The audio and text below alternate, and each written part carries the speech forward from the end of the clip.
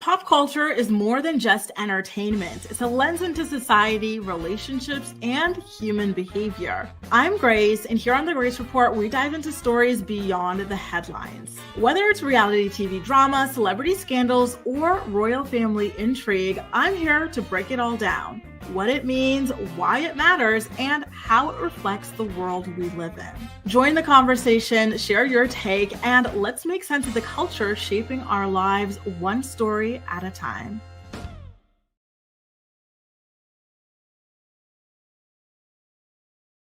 Good morning, sunshine. Happy Monday. Listen, you guys, I was trying to set up my show using my new camera that I bought over the weekend. Shout out to Black Friday.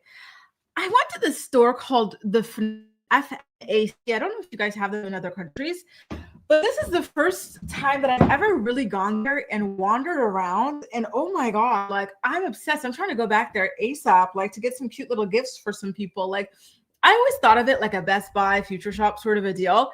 And it is that. But then they also have like this other cute side of like gift sets and just like other fun activities and hobbies and whatnot. And I was so freaking excited about that. I had a good time. But the problem was, it was like the last day of like the Black Friday week.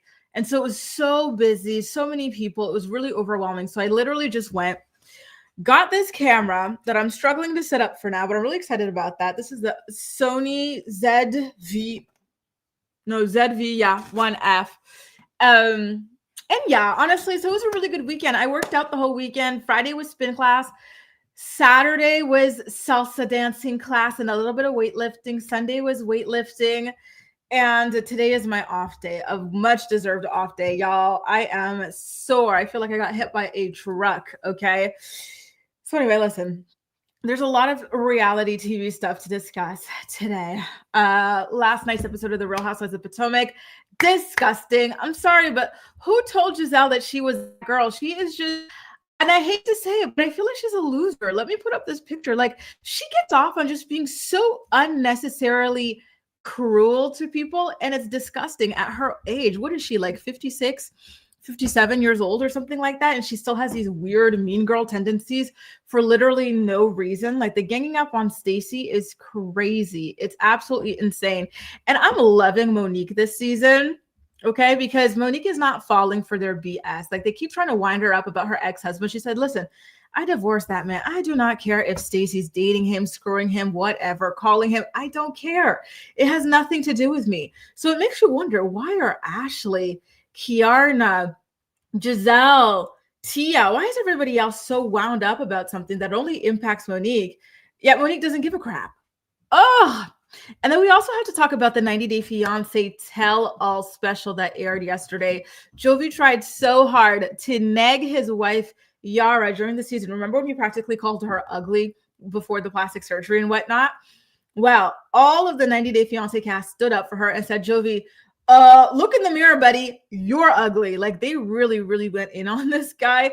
And ordinarily, I don't like people speaking to others that way. However, the fact that this man, as Yara's husband, decided to sit there in front of everybody and call his wife ugly. Oh, I'm sorry. I'm glad that they all came in with the quickness to remind him that Yara is way out of his freaking league. Truly, like enough of the negging. Okay. Anyway, let's see what y'all had to say. Good morning to you all. How were your weekends? Did you have a good time celebrating? What did you get up to? Are you out of your turkey comas? Let me know. Okay. Destination Sunrise says, ooh, yes. Can't wait. I'm glad someone is specifically calling out Gizelle's bitter / mean girl behavior. Every season she gets undeserving passes. And I agree. She has been terrible from the very beginning. And it's just, I'm so sick and tired of it going unchecked. She's nasty. She's bitter. She's mean. Her spirit is so ugly. She's a witch. She is a freaking witch. And it's not funny and it's not fun. And I really think that Potomac could thrive without her. You see how Potomac is still going on without Karen? Even though you feel the absence of Karen, it's still going on and it's still an interesting season. I would love to see even just one season without Gizelle. I guarantee you it would be a lot less nasty than it is with Gizelle. Like she just cannot breathe without being a nasty like just a nasty, vile individual. Truly, I'm so over her.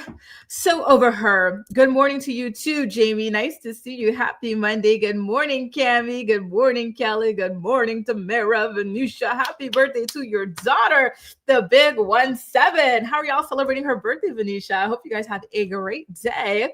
Tamara. Oh, and I love that, Tamara. Thanks. Listen, I love when y'all tell me where you're watching from and what y'all love doing. And even you guys in the bushes, when y'all come out of the bushes, wrestling through the leaves and whatnot, dodging the thorns to tell me that you're watching from the bushes. I love it. I love it. Thanks. So, la la la la. Good morning to you too, Jazz. Nice to see you. And isn't it crazy that it's already December? I haven't opened my advent calendar yet. I got an advent calendar, but I haven't opened it yet. It's a chocolate one. And another one that I wanted to buy was a tea one from Yogi Tea. I know they're a cult, or they were a cult, but they have really good tea. And I'm not going to join the cult, okay? So I think it's safe for me to be buying it. Good morning, Gala. Good morning, Two Snaps. Good morning, Ronnie. Good morning, Minnie. I know the time has gone by so quickly. And you know what? To help with seasonal depression, multivitamins, vitamin D, D3, get on top of it. Getting those steps in, whether it's inside the house, outside of the house, hanging out with people as much as possible. It is rough. I feel you. That's how I've been able to dig myself out of the hole this year. It is rough, but it's possible. Good morning, Becky. And you know what? Maybe even creatine. A lot of people think of creatine only for like if you're doing like weightlifting or whatever, but it's also for like cognitive benefits as well. Good morning, Becky. Good morning, East Awesome. Yeah, it's hard. It's really, really hard. Your pool has reopened. What? Where are you living that your pool is open at this time of year? We are not the same, boo. The pool over here would be turned into ice by now. I am so freaking jealous. Good morning, Kahara. Nice to see you. And thank you guys so much, by the way, for all of the happy birthday wishes for Venetia's daughter. You guys are so sweet. Good morning, Castle Magic. Nice to see you. Listen. I know you're sick of me asking you about that spell, so I'm not going to ask today, okay? But just be warned. I'm asking you tomorrow. And you know what, Ronnie? That's a good question. I was trying to get some Doc Martens for somebody as like a Christmas gift, but they're still so expensive. I'm like, listen, I'm giving myself a budget cap. I can't go over it unless a miracle happens. He also says, y'all, the ladies are making the show difficult to watch. Last night, I yelled when I saw the Chiron or Sharice maybe saying we're seeing an angel scene. The subsequent scene was infuriating. I'm going to take an RHOP break. No, don't go. We need you, and we need your takes. We need you out there fighting for Wendy Osefo. Okay, East Awesome, don't leave us. I know it's bad, but us as a community of watchers, I think that like we at least add like the joy to it or something, or at least we're getting through it together, right? It was really bad, and we're going to get into that for sure. And wow, a laptop for Christmas. That's so sweet, Venetia. What a lovely month to be born. You get your Christmas gifts and you get your B-Day gifts. Hell yeah, break it in. Happy birthday once again to your beautiful, lovely daughter. So you guys, like I said, we've only got the 2 recaps to get into in today's episode of the Morning Report, okay? So basically, we pick back up the episode with the girls just like ganging up on Stacy at the party. And here comes Gizelle the witch. The Wicked Witch of the Potomac Ditches, where she builds her home. She comes in and she says, that girl, and she's pointing at her. She always does this to rile people up. Somebody who hates you or somebody who's aggressive towards you, the way that Gizelle is towards Stacy, pointing in your face to me, I see that as a threat, right? And so she always purposely does this to trigger people and to rile them up, right? Thankfully, Stacy didn't rock her world, but she could have. So she, like, out of nowhere, she's like, that girl can't be trusted with husbands or kids. Gizelle, when was the last time you had a husband? Like it was like 20 freaking years ago. Get over it. Like, what do you know about this girl can't be trusted with husbands? What has she done? Maybe she went on a date with Chris Samuels, but Chris Samuels isn't even a husband. He's a divorced man. So what are you talking about? She can't be trusted with husbands. Are men who have been married in the past not allowed to date? Is that what that is? And then what about the whole children thing? Are you really just going to slip that in there without justifying? I hope that Stacy and Andy Cohen take her to task over that particular comment at the reunion, because that is a very, very dangerous insinuation that this witch is making. Are you saying that Stacy is a PDF file? Like, what is she doing with people's children that you're saying she is for you to say that she's dangerous around children. That is absolutely insane. It's ludicrous. And she better have a damn good reason for saying that. Listen, at this point, I low-key think Gizelle needs to be sued. She's played with too many people. She needs to be sued at this point. Maybe that'll wake her up. I know right now she's going through that lawsuit with Eminem, but that's not enough. One of these housewives ladies needs to come out and pull out a lawsuit on her ass, because she is just a freaking terror. She really is. Okay. And Charisse, I don't even know why she's involved here, but all of a sudden, she decides that she's going to go ahead and call Chris Samuels. I'm sorry, but all these girls are such losers. You're a bunch of losers. Chris Samuels has nothing to do with any of you. That is Monique's ex-husband. And none of you guys are even in contact with Monique for y'all to be so pressed. Gizelle, don't you hate Monique? Charisse, same thing. Ashley, you're supposedly friends with her, but she's been living in her new house for years. You've never been there. You know, Kiarna, you don't even know her. Tia, same thing, right? And Wendy, you haven't even seen her in years. And, you know, I'm not coming down on Wendy, because Wendy is Team Stacy here. She doesn't understand why these girls are being so dramatic.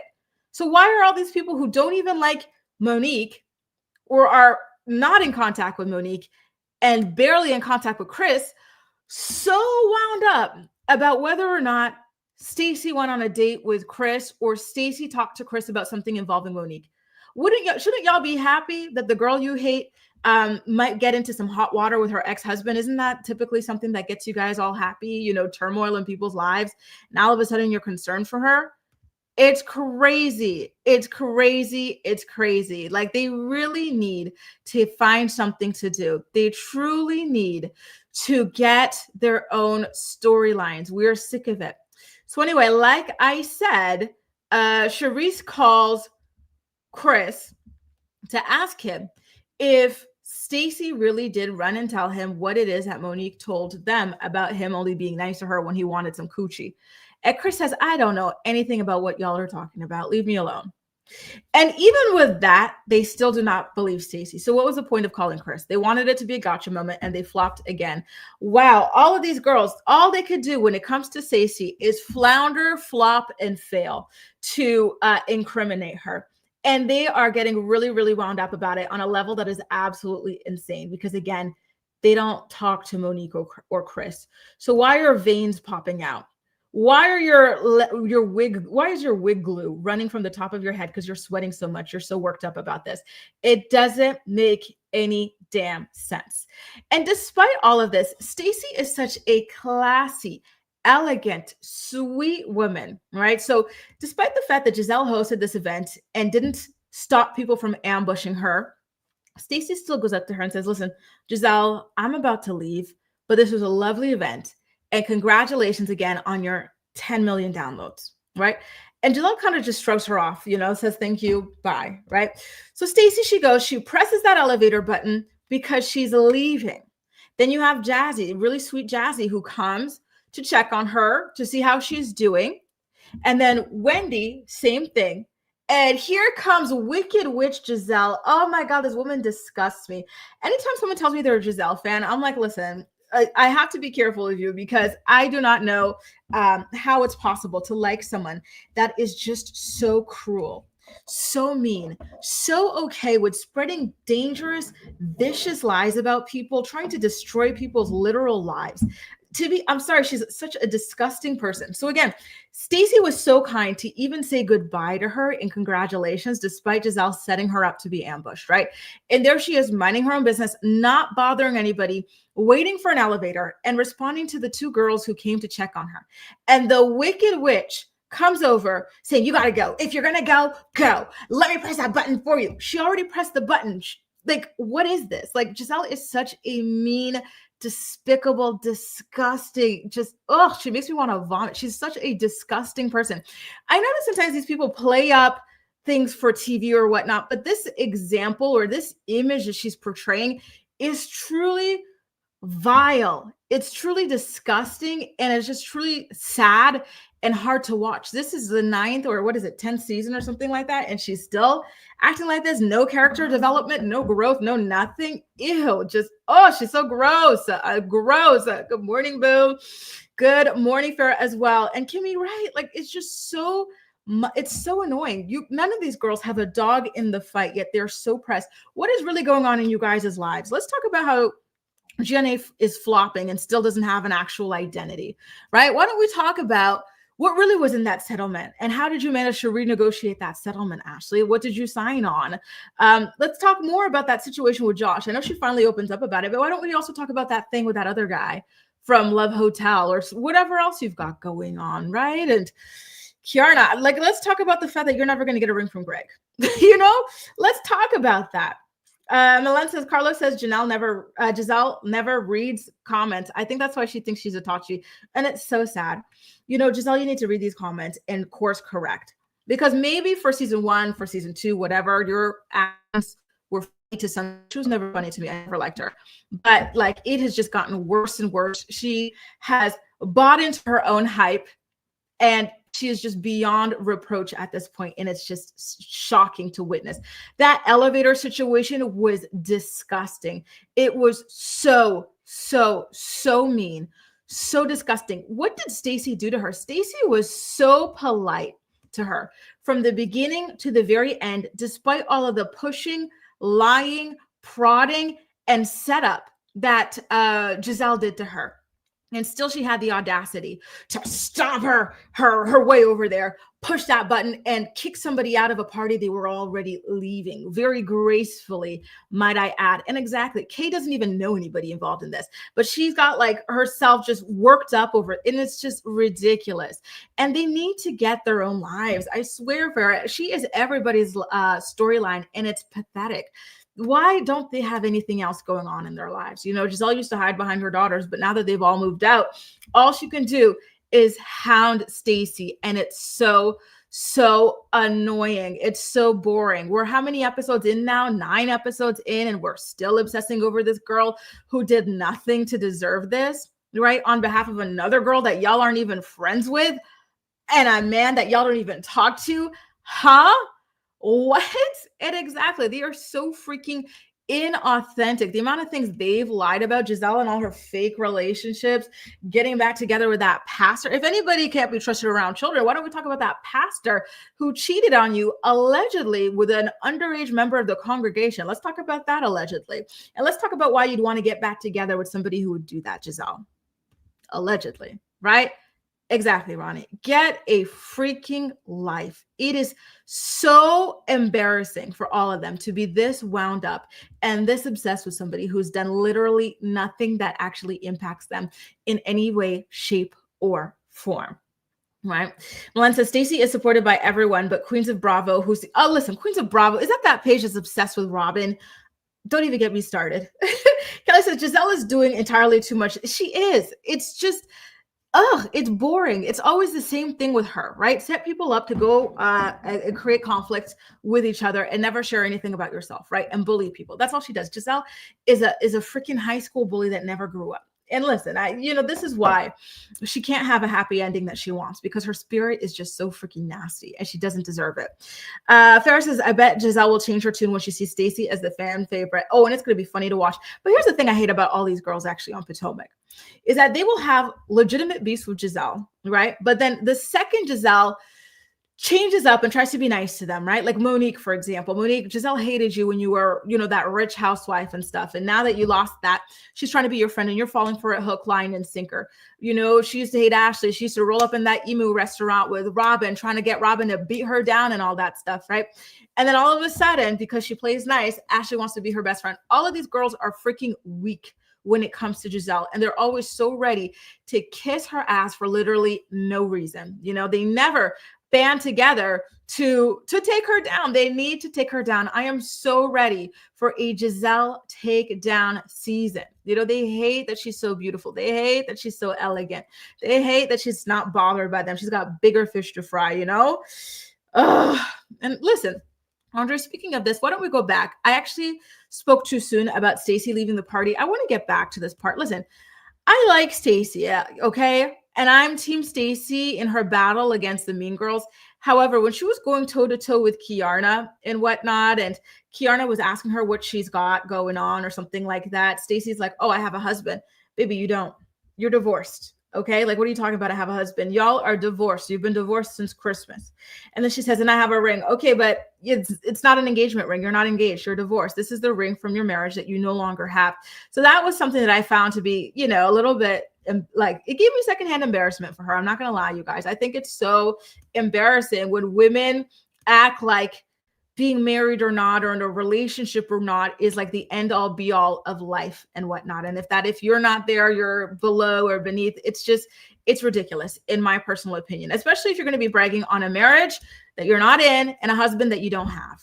Okay. However, I will say that I thought it was really, really funny when Kiana said that ring was cloudy. She doesn't want that ring, right? And so Stacey goes, oh yeah, I'm sure it's cloudy next to nothing. Go find Greg. Go beg for a ring. That was hilarious. I will give her that. I thought that was incredibly funny on her part, right? So listen, I like Stacey, but she definitely does have some moments where I'm like, girl, please. But she truly cleared with the go find Greg, go beg. Because at the end of the day, that is all it is that Kiana is doing, right? Begging for a ring, trying, moving in and out of houses and stuff, in the hopes of maybe potentially getting a ring from Greg. It's incredible that she's given this man so much time. Oh, listen, we got my good sis Layla in the house. Hey, boo. Let's see what she says. She says, hey, Curly, you are so right about Gizelle. Her mask fell off last night and she was back to being the bully that she is. Exactly. She's disgusting. She's pathetic. It's old. It's tired. She's just such a mean person for quite literally no reason. Stacey was so nice to her. She was so nice to her this entire party. There was quite literally no reason for Gizelle to treat her this way. And I love how the girls were like, why are you mad at her? She's like, well, I heard some things tonight that I need time to digest. Like, what? What did you hear tonight that had anything to do with you? Nothing. And on top of that, you guys called Chris to see if Stacey was lying. And Chris told y'all that she's not lying. She didn't talk to him.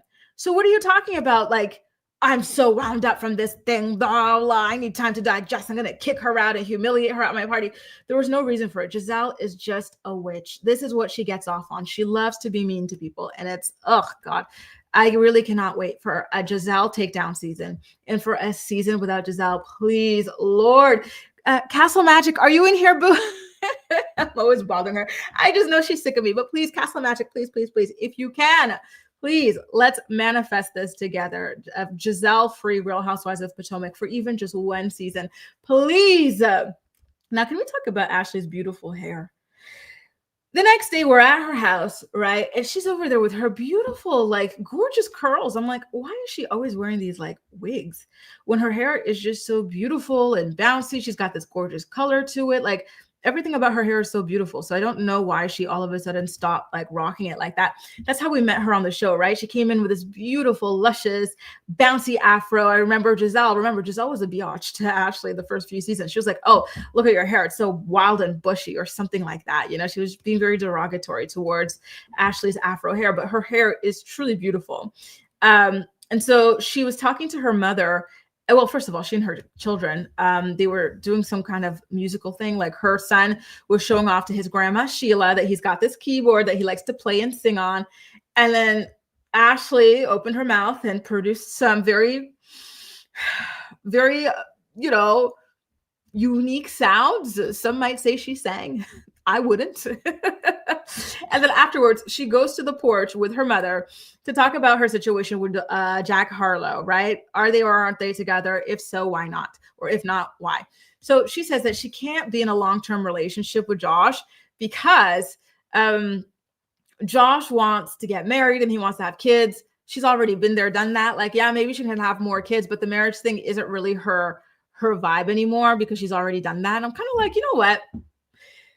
Is that something in her prenup or is that something in marital law? Like, you guys, let me know if you're like illegal eagles, but sometimes in settlements and alimony and whatnot, the rule is your gravy train stops once you get remarried. So is that why Ashley doesn't want to get remarried? Because the money from Michael would have to come to an end? Just curious.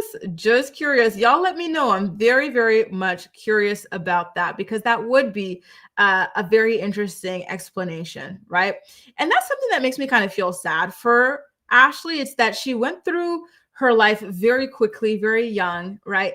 And I blame her mother for this, right? Because here she is. She's talking to her mom about how her mom's health is failing and stuff, yet she's working like 12, 13-hour days to take care of like her deadbeat husband or whatever, right?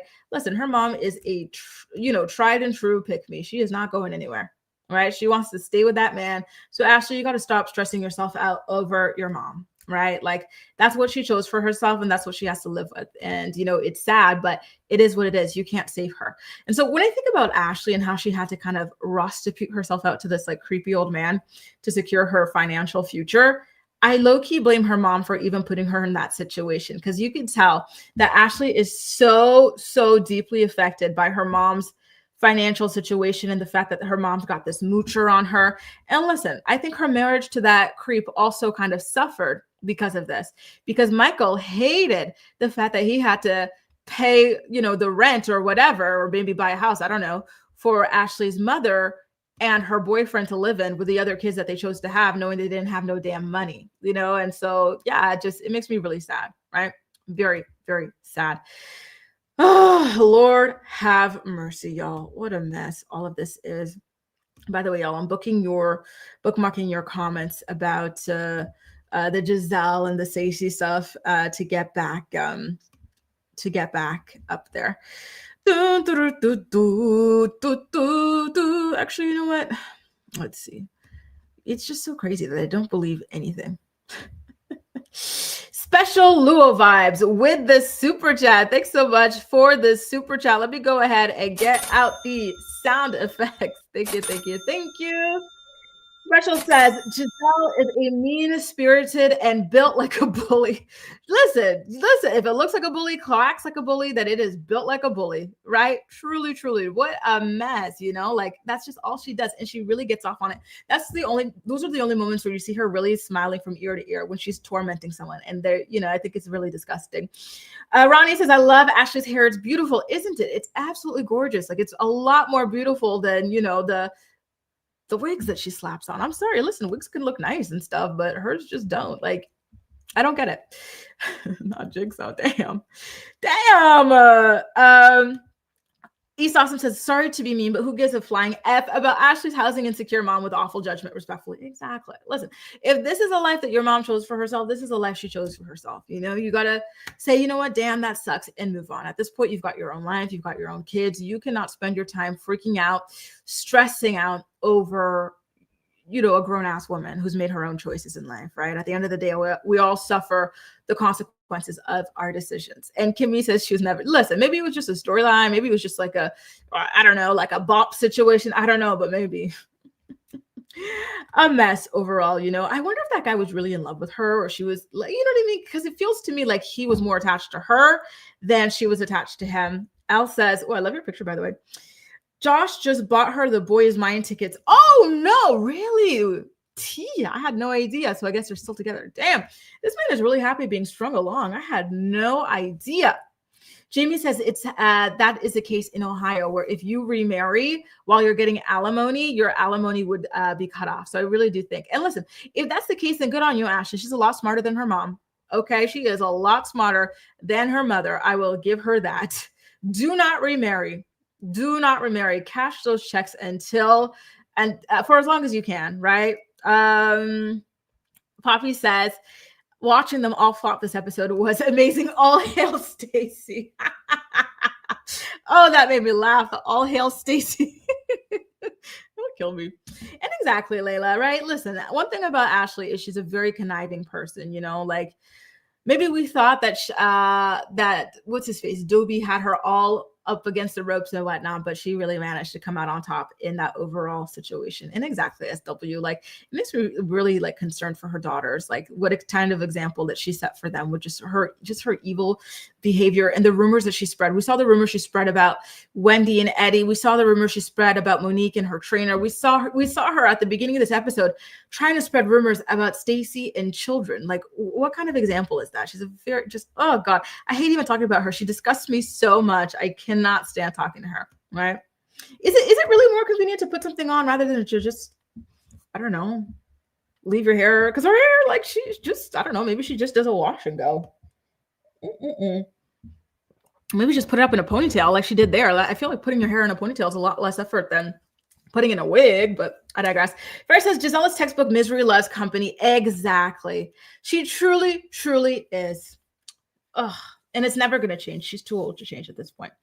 TK, hey, but what a cute picture, TK's. I'm confused. I'm convinced that they're getting at Stacy on behalf of Karen. Karen getting back at her because she told Wendy Karen didn't like her. Do you think so? Now, that is a conspiracy theory if I've ever seen one. Huh. Listen, by the way, speaking of Karen, I'm actually really excited for Karen to come back onto the show because it's very much disjointed without her. We need her. Can I ask you guys how you feel about Jazzy, by the way? I'm sorry, y'all. I love Jazzy. I know that there was a moment where she was like, doing too much to create a feud with Tia and whatnot.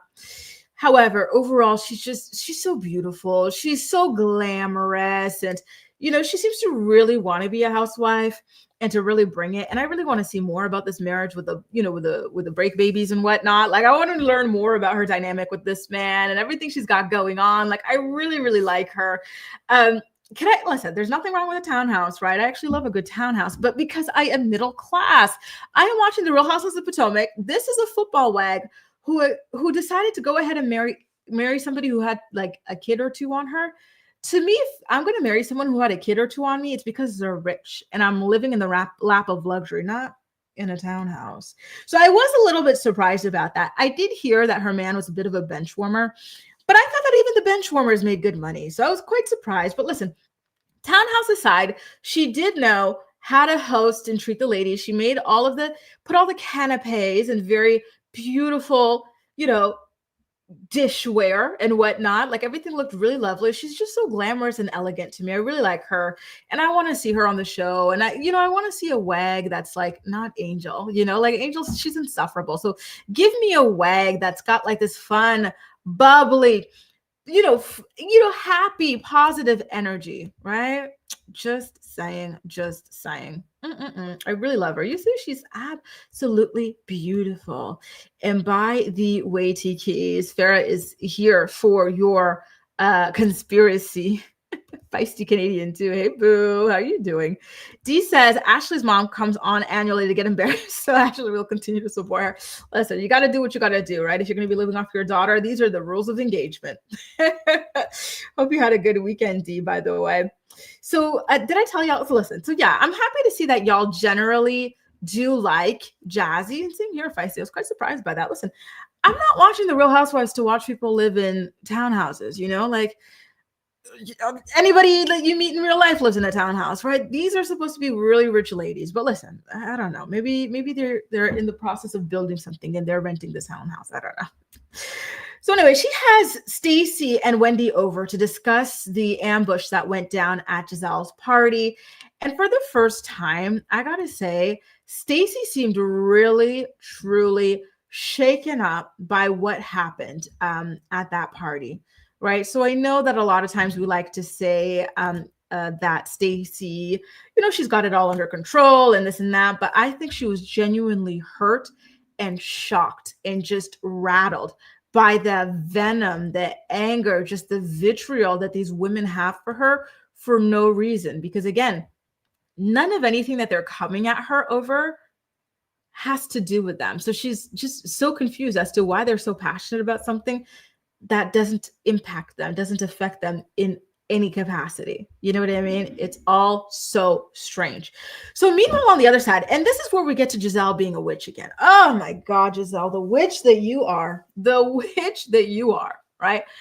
So after treating Stacy like ish at the end of her party, She goes over to Angel's house. All right, Eeyore's having a party. Let's go, everybody. Let's all go and spread some negativity, right? Here comes Misery and company to go to Eeyore's house to talk about Stacy. That's what Gizelle proudly says in her confessional. She says, "Yeah, we're all traumatized by Stacy. We're all what is it? What is it? We're all what is it? Trauma bonded. Yeah, trauma bonded over Stacy." How are y'all trauma bonded over Stacy? What has Stacy done to you? Has Stacy set you up to be ambushed? Did Stacy try to humiliate you as you left a party? No, like she hasn't done anything to any of these people. And then Stacy, Gizelle also says, "Oh, like it's time to do my favorite thing, which is gathering around to talk crap about, like Stacy or something like that." I was like, "Girl, you were so pathetic. You were pushing 60, and this is what you consider fun? Ew, I'm sorry, but ew, get a life." Sorry, this is loser-ish. This is such loser-ish to be sitting around like, yeah, I'm so excited to talk crap about somebody who has done quite literally nothing to me. It's crazy. And Tia, I thought you were a cool chick. Listen, and I stood up for Tia in the last episode because I did think she had a right to be upset with Stacy. Listen, Stacy, she did kind of lie on Tia. Okay, she did. So I got the whole Tia being upset with her over that particularly, but the fact that she's decided to fully align herself with these mean girls, oh God, please. I hope it changes. I hope things flip by the end of the season because this is not going to be good for Tia. I really wish these new girls would stop trying to suck up to Gizelle. Gizelle is not who you want to be with. You need to be against Gizelle if you really want to come out on top on this show. It is time for her to go. It is time for her to be dragged through the hills or the valleys of Potomac. Okay, so I really would love to see somebody, really go toe to toe with her and not allow her to bully them the way that she's been able to bully people for like 9-10 seasons straight now, and so, Tia, I'm disappointed. I really thought you were going to be that girl, but you're not.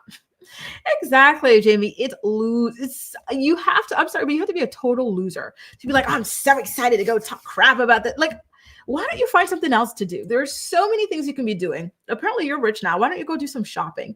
Why don't you go travel somewhere? Like, why don't you go freaking decorate your ugly ass house some more? There are so many more things you could be doing than to be talking about freaking Stacy. You're so obsessed with her. And I'm still trying to figure out how they're trauma bonded over someone who has not even traumatized. What has Stacy done to them? Nothing. Gizelle, you have spent all of your seasons here lying, and you've spent your season spending not even just regular lies, but vicious lies. You've been lying about men trying to trap you into hotel rooms and get with you or whatever, men cheating on their wives cheating on their husbands, the paternity of babies. You're accusing Stacy of being dangerous around children. These are very serious, categoric lies that you've spread. And all of a sudden, we're supposed to believe that you hate liars and you're traumatized by liars. And actually, let's not even get started on you defending your predator husband and him grabbing all these people's butts, all that stuff. All the lies you spread about that weird marriage relationship situation you had with him.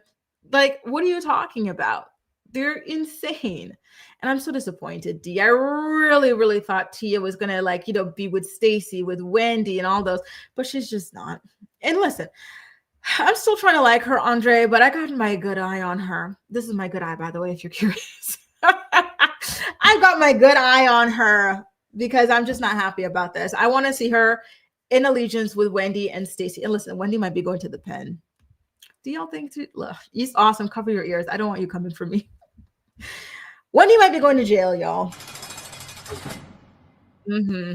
So with that, Stacy really needs some true allies. And so I want to make that as more of a case for Jazzy to join the show. We really need Jazzy because Jazzy is team Stacy. She doesn't understand why these girls are so obsessed with her. And I love that, for her. I really love her. And I agree, boo. Like, yeah, why don't they go volunteer? Go do something with your lives. This is so weird. Or find something else to bring as your storyline, Anyway, let's get to Kiarna. Kiarna, you were how Karen said that Robin was the dizziest bee at the table. Now that Karen and Robin are gone, let me be the one to tell y'all. Kiarna is officially the dizziest bee at the table because what do you mean? The man who kicked you out of his house or whatever wants you to move back in and you're so excited about that. Like it's the most amazing thing ever. You know what I mean? By the way, look at her brother. Kiarna, her brother, and her mom, they are all so, so, so beautiful, aren't they? So she invites her brother and her mother over to talk about the fact that now she's allowed back in through the doggy door at Greg's place. He quote unquote bought her a condo. You know what I think he did? He bought a condo as a secondary home, put Kiarna in it, but her name ain't on ish. And so she's saying, he bought me a condo. No, he didn't. You're just in there. You're probably even paying him rent, boo. I wouldn't be surprised. Okay. So she's announcing that to her mom. By the way, like I said, her mom is beautiful, but for certain angles, she kind of looks like Tokyo Toni, doesn't she? And let's go back to her brother again. Her brother is fine. So anyway, their mom is not at all impressed. She's like, girl, you moved out because he wouldn't marry you. Where the hell is the ring? What are you talking about? He bought me a condo. Who cares about living in a condo with a man who will not commit to you, you know? And I know that stung Kiarna after her battle with Stacy, who said she was not getting a ring from Greg. She had to run and beg for one. Oh, I know she was triggered by that. Right? Who wouldn't be in that situation? She knows that everybody's right, but I think she feels like she's in too deep to leave now. And so she's not going anywhere. And it's just sad. Doing all this for a boyfriend is crazy. You know, it's not supposed to be that complicated. If it's that complicated, it's because it's not the right one, you know? And her mom is right. What's it been, like 3 years? Like, ish, or get off the pot. The man is not going to marry you, Kiarna. And obviously you want to be married to him. So, you know, you have to move accordingly. Just saying, you know, you can't be moving into that condo. Unfortunately, it looks like she did, but she's playing herself by moving into that condo. I do not believe it's in her name. I do not believe that she's going to be able to earn the money from the sale or the whatever of that condo. So at the end of the day, it's just like another thing to buy his time and distract her from the fact that she's not getting what she wants and needs out of this relationship. Gwen says, women who defend horrible guys like that are a danger to other women, period. Free Wendy indeed. Yes. Listen, I really hope Wendy beats those charges, but they're looking pretty strong. Just saying. Allie says, I thought it was a sure thing since the emails came out allegedly. Yeah, I know, but just for the sake of the next season, I really want Wendy to be free. If she set up a GoFundMe to pay for her legal fees, would y'all contribute? Just think about the show, the future of the show, okay? I'm telling you, isn't he gorgeous? Hang on, let me put up his picture again. I said, damn, the genes in this family. Listen, maybe Kiarna's a bird, okay? Maybe she's a little bit too thirsty for that champagne float, but she is beautiful, just like her brother, just like her mama. Oh, Lord have mercy, are they beautiful? Listen, we got to go find his Instagram. Listen, don't get me in trouble. We got to find their Instagram, his Instagram or whatever, just to see. And look at the muscles on him. Lord, right? And exactly, two snaps. You know what this reminds me of a little bit? This reminds me of when Ashley and, you know, her creepy husband were fighting and whatnot. It was season 2 or 3, and he kicked her out of like the penthouse, and then she had to go live in the sweatbox, as Karen like to say. That's the vibe that it gave me. What do you mean that you're coming and going, and you consider that an advancement in your relationship? Like, and that's why I say he let you in through the doggy door, because that's all this is. You know, you're a toy that he picks up and puts down when he wants, you know, and he's not going to be serious about you. And it is a mess. Oh, Layla says Kay is slow and easily distracted like a child. Unfortunately, I do agree. And she has such a hard time controlling her emotions and whatnot, like to the point where it's scary. It's like, you are a grown woman. She's always so just on edge and like seemingly aggressive with Stacy particularly, and Wendy for no reason. Like she's got a lot going on. Like I really liked her at first, but she's got a lot going on that needs that needs to be addressed. Okay. Oh, a mess. Right. And I agree, Poppy. And listen, I'm trying to see it too. No offense to Greg, but he ain't cute. And on top of that, like he comes with like, you know, a lot of just compromise and whatnot. Kiarna, with all her success, all her beauty, she could find a very simple, guy who wants the same thing as her and who could marry her or propose to her within the year. And that's not Greg. She does not need to be waiting no damn 3 years, please. Now, can we get into this scene, by the way, where Wendy and her sister, they talk about her father and whatnot. So essentially, Wendy's biological dad abandoned her and her siblings when they were young. They were essentially raised by her mother and their stepfather as well. And so Wendy and her sister and their families and her other siblings, they all went back to Nigeria. And the father was supposed to see them as well, but then he ultimately wound up bailing on them. And so Wendy says something that's so sad, which is essentially like, she really thought that with all of her success and her fame and everything, that the dad would be like dying to see her and to get to know her and to love her and stuff, but he just didn't even want to see her at all. And that was something that was really, really devastating to her. And it just, makes me sad that she even felt like she had to earn any kind of like love. You know what I mean? Like, that should be a given, right, in a parent-child relationship. So it just, it makes me sad. And it also makes you kind of wonder, like, is that why she was doing all this? She talks about her mom and her mom really wanting for all of them to have all this education and all this success. But was it also kind of, at least in some part, with the idea of, getting her dad to love her? Very sad. Speaking of her mom, listen, this woman was a total jump scare this episode. Every time you see her, just the bleachery jumps out at you. And this time, I don't know if it's a Ozempic, a gastric sleeve, or what, but she was quite startling. She always looks completely different. Listen, I know y'all hate Mia, but the mom creeps me out. I'm just going to say it. Her mom she has such bad vibes to me.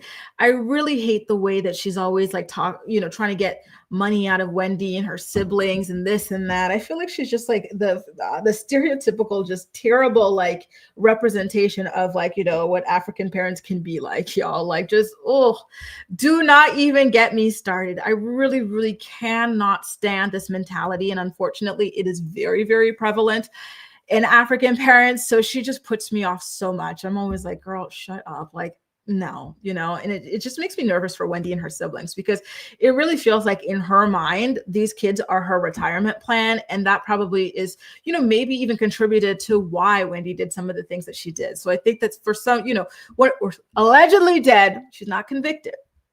Okay. But I do think that it was keeping up with the Joneses for TV. I do also think that maybe they felt like, they had to keep up with the demands of the mother. Then of course, maybe wanting to be loved by her father. I don't know, but like, I feel like there was a lot of motivating factors for what she may or may not have done in regards to that insurance situation, and I find it to be very, very sad. I really can't stand parents like this. Sorry, not sorry, but oh God, it's always about money with her mother. Always, always, always, always. And it's not cute. It's not funny. It is incredibly, incredibly, incredibly toxic. By the way, Wendy's got this new confessional look. She's been killing it this season. She really has. I love this new look of her. She is gorgeous. She is taking it. She is just absolutely gorgeous. And let's get into some of you guys' comments. D says hard pass on Wendy's mom. Womp womp. Listen, where's Kempire with his sound effects when you need him? Womp womp womp. Let me put her picture back up since y'all are going in on her. She's just so off-putting. She really is. Just my skin crawls whenever she comes on the screen. She's just so annoying. Look at her. Look at her face. Look at her hands. That is the work of some, harsh bleach. Just a mess. And then look at her skin versus her kid's beautiful skin, and then Wendy's kid's beautiful skin. Just, this is not her natural skin color, and that's why it looks so odd. Oh, Lord. That's why Wendy's in this white man's insurance stunt. Not the white man's insurance stunt. Two snaps. Versus, do you think the mom knew about what Wendy and Eddie were allegedly doing? Listen, no, I don't think so. I think that maybe everybody or what Wendy and Eddie may have felt like they had to keep up with all her demand. Look at this. You know how much a Christian Dior bag like this costs? What is it? At least $3,000 or something like that. And this lady's demanding allegedly these things. Maybe how much does bleaching cream cost? Do any of y'all bleach? How much does that cost? There's that.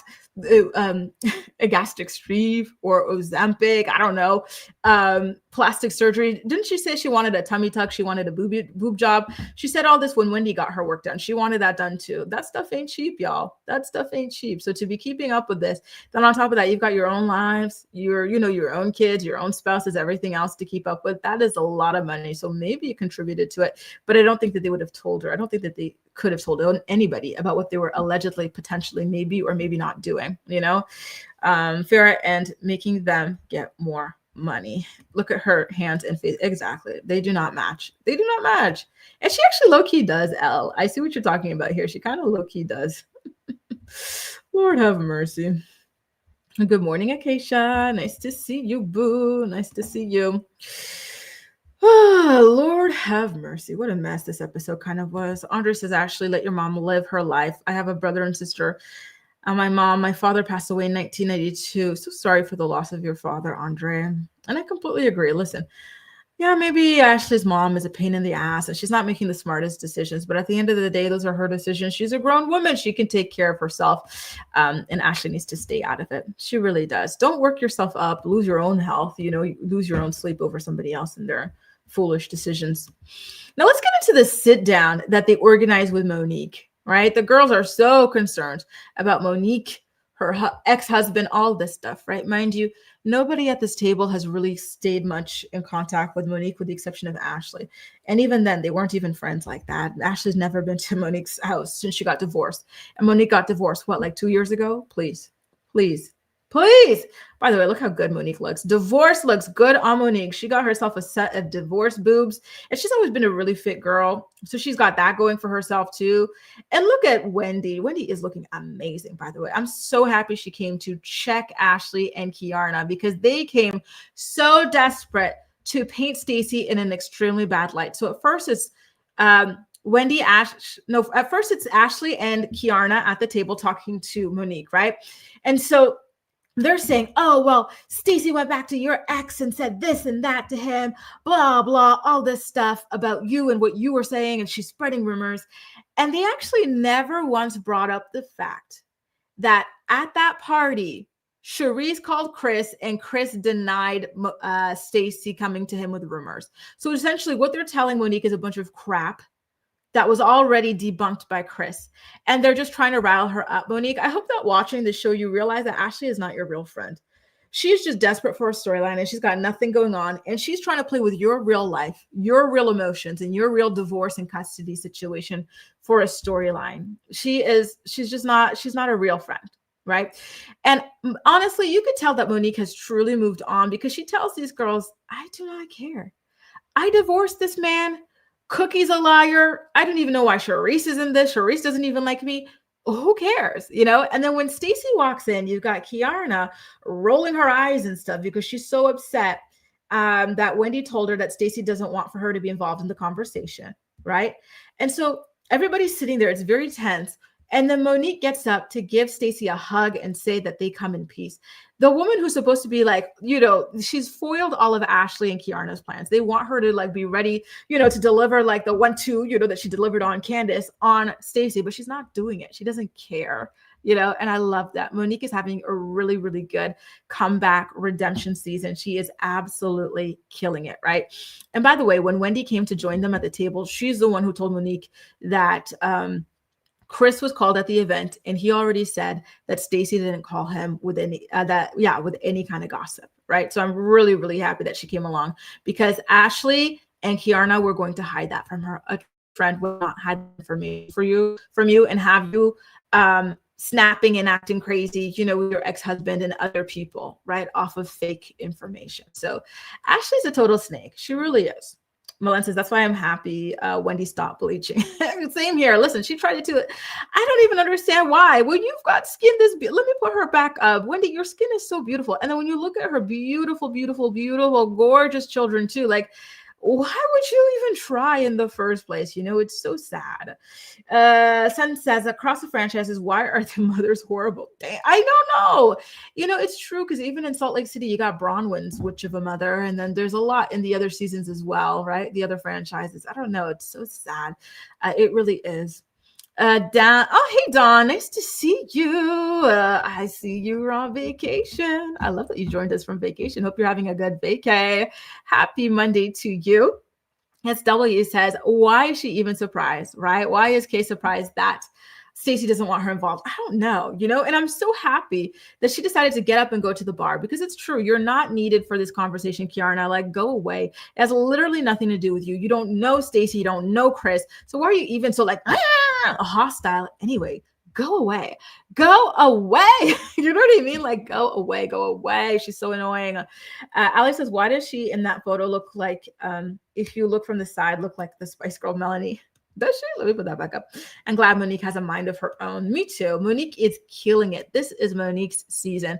Can I ask y'all, do you want to see Monique continue to be a friend of, or would you like to see her with the flu? I think I would prefer to see her as a friend of. She's in a good place. Like she doesn't need these girls and like all the toxicity and the drama and the nonsense that they bring. Listen, she was having a nice, calm life until these girls came to them with all this nonsense, trying to stir up trouble in her co-parenting or whatnot with Chris, So stay away from these girls. Keep them at an arm's length. She's doing great as she is. I don't think it would be good for her to delve much deeper. Right. So then at this point, you've got Stacy, who's arrived at the table. Like I said, Monique was so kind. She got up, she hugged her. She said, we come in peace. She's not mad about anything. And so, there goes, evil little Ashley's plan out the window. And so Stacy starts showing messages that Chris had sent her, congratulating her on her magazine covers, saying that he wanted to meet up with her. She claims that she ignored his messages. But then Ashley does bring up a fair point, which is that you can delete your sent messages. So maybe Stacy did send some messages and that's why he feels so comfortable, messaging with her, because she was responding once upon a time, but that maybe she deleted them. What do you guys think about that? I think it's possible. Don't forget, listen, Stacy, she is a bit of a liar. They all are. Nobody's innocent here in this franchise of like not lying, with the exception of maybe Tia for now, right?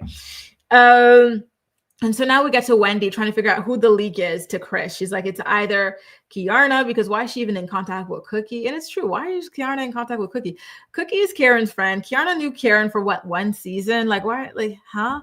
And then she says it could also be Angel, because Angel's husband knows Chris Samuel. So maybe Angel's gossiping to her husband, who's gossiping to Chris Samuels.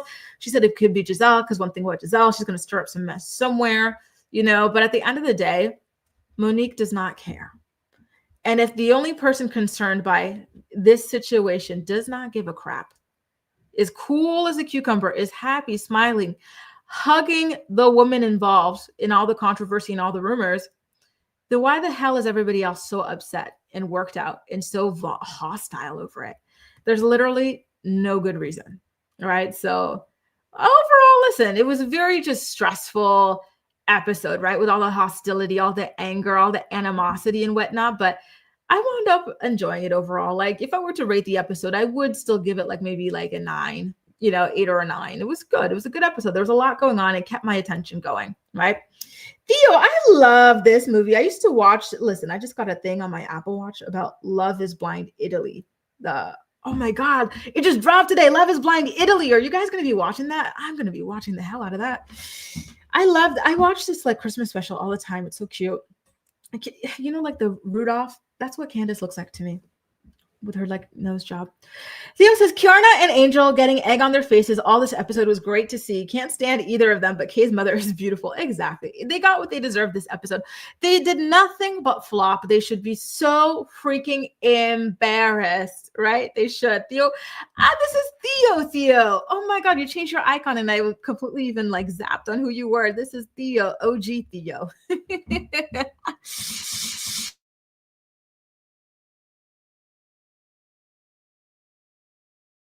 He also says that he doesn't think that Stacy is savvy enough to be deleting messages. Listen, she's a QVC host. She's got to be at least somewhat savvy, I would hope, right? I don't know.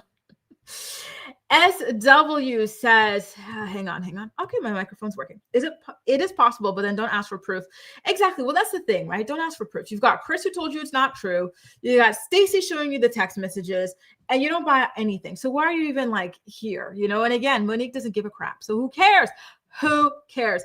By the way, someone came in. It was Shalia. No, you didn't miss the Jovi stuff. We're coming up with that now. Okay, boom. We're wrapping up our Housewives of Potomac recap. And then we're going to get into the Jovi stuff.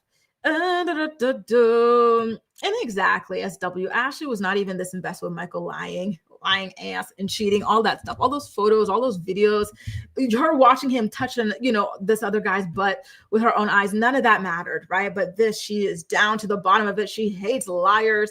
She made up these lies about like, oh, like we're open when it came out that the husband was cheating on her for that first time. Like just all this smokescreen nonsense, Dee says, Monique is my girl, but I didn't like her for calling Chris messy and complaining about co-parenting being a nightmare. It's not a good look for her. You know what? And I think that those are maybe some of the things about like the cracks and whatnot and why she shouldn't, be on the show any more than she is. Because, yeah, like they really dig for moments like that. And that's the last thing that you need in that kind of a situation. Farrah says, Kay and Ashley are mad. They're losing their storyline. Exactly. Why can't they make up a storyline with each other, right? Maybe a wellness, business, because Kay is really into aesthetics. Ashley's really into health. Like, do something together. Much better duo than G&A and whatever that was supposed to be, And listen, it's true, right? Like, whatever she had done, it looks like that now. Sorry, Candace. Anyway, you guys, listen, why don't we get into our final recap of the day? We got to talk about 90 Day Fiance Happily Ever After's tell-all special. Listen, the way that Jovi effed around and found out, absolutely insane. So essentially, at the top of the reunion and the tell-all, they're talking about this moment on this season where all the guys and everybody, like, they're all hanging out together, and they're talking about what they look like in their younger days, and they're showing old pictures, and then they're just like, like, this is me, like, wow, this is this era of my life, blah, blah, blah. And then Jovi's like, wow, well, Yara, when she was younger, like, wow, like, he basically called her ugly. She's, in her youth and whatnot, which is a really not okay thing to say. Even if you like feel that way, like, oh, maybe like you had like these kind of like awkward years and you grew into like, that's a nicer way to say things. But to be laughing in front of everybody, calling your wife ugly without plastic surgery, is that like, not even essentially, literally, he says this woman is ugly without plastic surgery. It's a really, really like cruel thing to say. It is. Like, I don't know how I would get over that, because just, yeah, like, obviously she knows and she owns that she had plastic surgery. And she says in this tell-all special that that's something that she felt like she had to do because her family had always made fun of her looks, her weight, her nose, her everything. So she felt like she had to get everything completely redone and changed, And Jovi knows that. And she kept telling us that Jovi knew that. So the fact that he, knowing that, would then go in front of everybody and call his wife ugly without surgery, it's mind-blowing. It wasn't an accident. He did that on purpose. And so that's why I was glad when the people clapped back. They were like, listen, Jovi, Yara is too hot for you. She's out of your league. So for you to even be saying that is crazy, And so to me, I was happy enough there. But then they did take it a step too far, because they kept calling him like quite literally ugly. They're like, Yara's a 10 and you're like a 3. Like, you're so ugly, like all this stuff, right? And then they were talking about how he competed in these like baby pageants. They're like, who the hell judged those pageants, right? I was like, damn, like, and so this is where Guillermo, by the way, oh my God, first of all, he's gorgeous.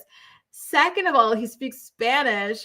Third of all, like, he's such a kind-hearted person, right? I'm actually really sad that he and Cara did not work out. They made such a beautiful couple. So at this point, he's like disgusted. By the way, everybody is like talking crap about Jovi and his looks, right? So he's like, guys, like, you don't stick up for one person by bringing another person down. If you want to stick up for her, but make it right. Don't do that. And I was like, damn, the maturity jumped out. You know what I mean? Because Sean Roberts is the host. And so I do feel like she had a certain responsibility to step in. And the fact that this youngster had to be the one to do it was absolutely incredible to me, right? And there's another thing about him that like stuck out to me at the end. So at the end of the tell-all, everybody gets up and they go home, right? They're like waiting for the cars. He gets up, he goes to Sean, the host, and he shakes her hand. He's like, thanks so much, Sean. It was a pleasure. I was like, this guy is so polite. Like, he is such good vibes. I know he wasn't perfect as a husband to, what's her name again? Merde, I forgot her name. They weren't perfect together. What was her name? Crap, I forgot her name, but they weren't perfect together, right? But like, I think that he does truly, genuinely have a good heart. And so it was really, her name's Cara. So it was really, really sad to see, that relationship didn't work out, but it was really amazing to watch him stick up for Jovi, even if Jovi did not necessarily deserve that, right? Because I got to be honest, Jovi effed around and found out, right? He tried to neg his wife. He thought everybody would be in on making fun of her and this and that, but they were not here for it. They decided instead to remind him that he's not much of a looker himself, right? So he should not be coming for anybody's looks, which thank God, right? And then we get to like this Andre's situation, him trying to force his wife Elizabeth to move with him to Moldova with the kids and everything like that. And she's just not having it. And, we capture some microphone bits and moments of him telling people that he's going to force her to and whatnot. And it was very, very ugly overall.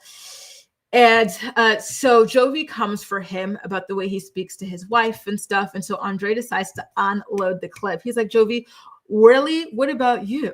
Why don't we talk about the fact that you're always telling me you want to divorce your wife? You're sick of her. You talk to divorce lawyers, all that stuff. I was like, oh, holy cow. Jovi, you were not smart. for going to Andre with any kind of information. Andre does not give a crap.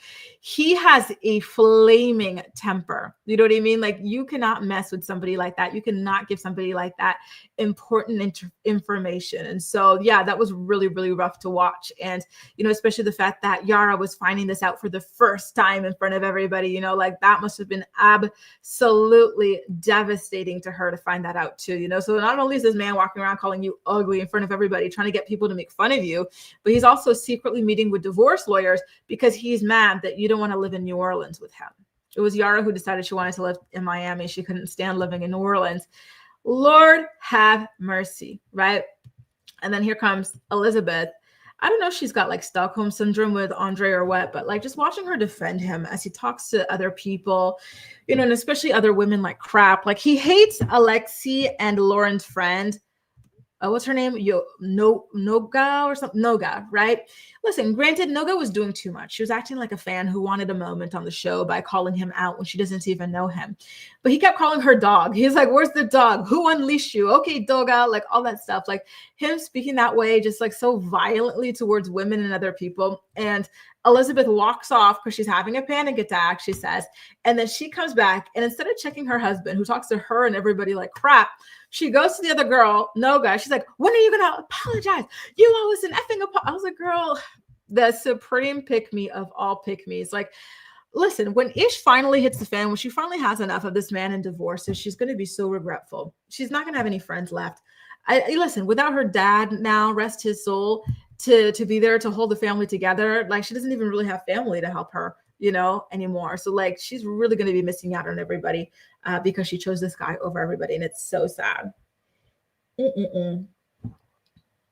By the way, you guys, I should have a screenshot of this somewhere, but I think Jasmine is low-key still in love with Gino, because there was no other reason for her to take her panties off when they get back to the house and rub it on his luggage and leave it in his luggage. That was very, like, to me, it's inexplicable why she would do anything like that. Can you guys think of a good reason to do that to your ex-husband, especially when you have a baby by somebody else and you're supposedly dating somebody else? Like, is it normal to leave your panties with your ex-husband? Maybe I am not aware of the customs, but that was very, very, very strange. So I don't know if you see her. And then Gino was telling everybody about, like, oh God, the state of them and stuff. And Darcy was touching them and sniffing them. It was just so weird overall. Very, very strange behavior. Listen, I think that anybody who says she didn't love him, I think is a liar. You could tell she definitely, definitely, definitely loves him. And I think she actually still does, more than she loves Matt too. Cara says, I did not like Kara's behavior this tell-all. She was doing too much. I agree. Listen, maybe she likes the money and the visibility of it, and so she wants to like stay by any means necessary, you know? And I agree, Allie. Don't come for Andre unless he comes for you, right? Because the other couples were saying that he and Elizabeth were like hiding things from the cameras and this and that. And so he said, I'm emptying out that entire clip. And he might have like ruined or seriously damaged Yara and Jovi's marriage and relationship. It made me sad though, when Yara was talking about he's her only friend. Yara, you've been in the US for like 6 years. Like, that's plenty of time to make some, you know, at least one friend. Damn, you know, like, go make some friends. You should have some friends outside of your spouse, especially as an immigrant, you know, like, you cannot be a sitting duck completely alone, you know, in a country where you don't have your own family outside of your child. You need to have your own friends, truly, truly. So I hope that, not the pickle, Lexi. So I really do hope that she makes some friends. It's very important. Lexi says, oh my God, I despise Andre and the pick me Elizabeth same. He's so freaking aggressive. He's actually kind of scary, to be honest with you. I don't know how Elizabeth stands it. He is scary. And listen, like, she's got, you know, and this is not to come for her appearance, but you could see it. Like, she's got like the puffy eyes and stuff. Like, you could tell this is somebody who is very stressed out and just very sad and devastated. I'm sorry, but I think Andre aged the hell out of her. The stress of dealing with him and just like all the discord that he causes in all her relationships, right? She's got friendships that have broken down, familial relationships that have broken down as a result of being with this man. And you can see the stress wearing on her on top of, you know, having young kids as well. And exactly, Allie, it's very weird. She's honestly, at this point, I think that Matt and her are just trolling with one another, right? Because Matt already had his mom on the show talk about how um, she had a woman, like a Romanian woman, ready to marry him at the drop of a dime, just need to say the word type thing. You know what I mean? And so I feel like on his own side, he's got his own things going on and his own reasons for wanting to stick around in this situation. Or maybe he's off too. Listen, he could be a little bit, touched for all we know, right? Feisty says, just remember, Yara and Jovi are going on Last Resort. So maybe they needed this as a setup. A lot of the couples on Last Resort, they're already over, or like they're doing well, but they just need a storyline for the show. So this is a really good point, Feisty Canadian. Jay says, Elizabeth's dad was my favorite person from the 90-day French. It was so sweet, Chuck. Franchise. I'm so sad to hear about the news and praying for Elizabeth and her family. Such a beautiful, beautiful, beautiful message, Jay. And I agree. He was a really, really beautiful person. I think he gave such a really beautiful, good image of fatherhood in 90 Day Fiancé and in reality TV in general. Lexi says, Elizabeth will never leave Andre since she's burnt bridges with all family and friends. He's isolated her to the point of brainwashing. And that's the thing that makes me the most sad, like it didn't have to be this way. Like you have to be strong from the very beginning and not put up with these sorts of tactics, right? Like these tactics are tried and true. They're old. It's always the same song and dance with people. You have to resist, know the red flags when you see them, and run as soon as possible, or else you wind up like this, completely isolated. Feisty, didn't they already participate in a prior season of Last Resort? They were talking about like her not wanting a second kid or something, and then Jovi and strippers, something like that. Shaliste says, Andrew is crazy, but Lawrence's friend was all the way in the wrong, just like freaked out about someone that they didn't even know. Who's Andrew? Who's Lawrence? Who's Andrew and Lawrence? Boo. Oh, Lauren's friend. Yes. Yeah, her friend was doing way too damn much. Way too damn much. She really wanted some camera time and she messed with the wrong one. So in that case, I actually do think she's the one who started all this. But at the same time, Andre's way of speaking to her, calling her a dog and everything was just disgusting. It was violent, and it was just, something that the show should have nipped in the bud. I think that, again, the host should have done a better job of putting him in his place about that. Mammy says, Elizabeth's dad was a sweetheart. I feel bad for what his daughter put him through with Andre. And remember those scenes where he would be crying about the family, the kids not getting along? Very, very sad. And I agree, Farrah. I wish she ran away, but now she's in very deep. She's got these kids with him. He's alienated her from family, from friends, even her colleagues at work, right? Yeah. Very, very sad. That's going to be a divorce for the ages, especially with all the money involved, right? You know what? I feel like Andre is the type of person who would fight her siblings over inheritance from Chuck. Just saying. Anyway, guys, listen, this has been such a great time chatting with you for today's morning report. Thanks so much for being here with me. I really hope that I'll have my new camera set up for the next time. And I'm looking forward to being back again tomorrow at 10 a.m. Eastern Standard Time to talk more about the day's hottest stories, okay? So if you guys want to stream shows like 90 Day Fiancé, Happily Ever After, anything on ID channel, a bunch of reality TV, make sure to use my affiliate link in the description box of this video, to sign up for a Philo account. They also have a free tier where you can go ahead and watch shows and movies and documentaries with ads. Okay, take good care, you guys, and I'll see you tomorrow morning. Happy Monday again, and Venetia, happy birthday again to your daughter. Okay, take care, you guys. Bye.